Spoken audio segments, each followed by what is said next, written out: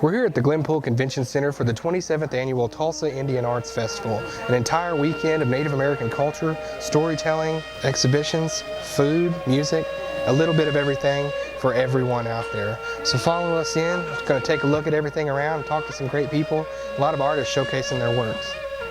We're very excited to be hosting this event for the second year in a row.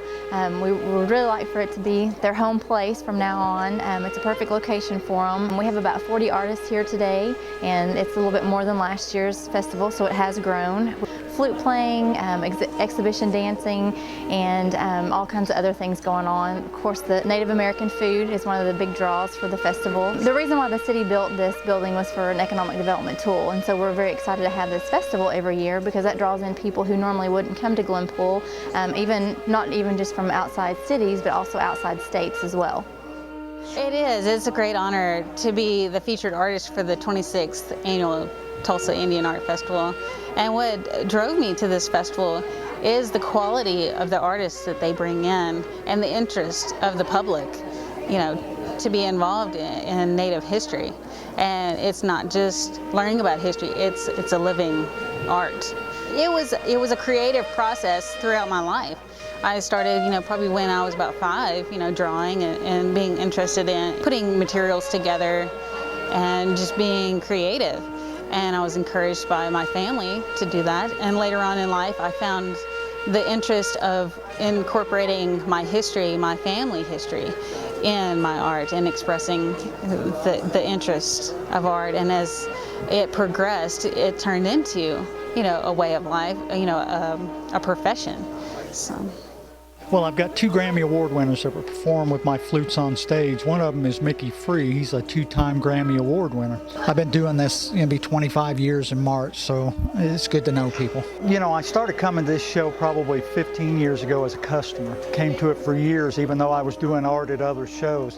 Finally decided to try some shows at home. I'd been doing mostly shows out of state. You get into some of the bigger Native shows, like Indian Market and Santa Fe and the Herd Museum, and it can almost be like, you feel like cattle, like you're just being rushed down this chute and down that chute, and here you get treated a little bit more like a person, I've just fell into, it's been a real, family feel at this show. It's a little more of a group that intermingles a lot more. Some shows, the artists don't ever even talk to each other hardly. This show is just like coming home because you meet all these artists you don't see anywhere else but here. Purpose is to enforce the Indian Arts and Crafts Law, which is basically truth in advertising, and we try to see that if someone states something that is Indian made, that it is actually made by a member of a federally recognized tribe or a state recognized tribe. It's basically to protect Indian people from fraud.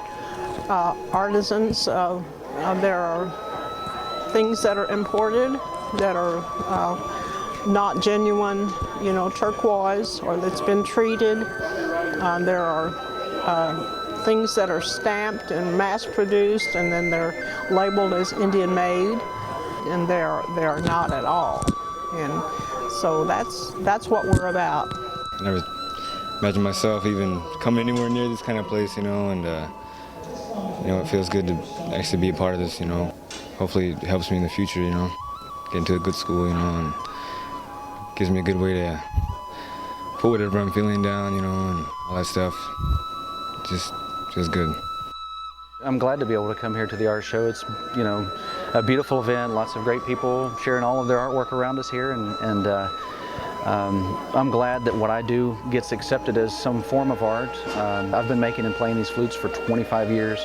I've sold them in the past to some of the local gift shops out here when we lived out here. It's kind of nice too seeing other flute makers when we come here, because I feel like, it's more of an accepted art form these days. This little guy here is one of my favorites. It's made out of elderberry. It is a traditional 6-hole Plains Indian for real flute. What I like to create are things that are usable, that are physical, that people can afford, that they can enjoy, that they can, grow with.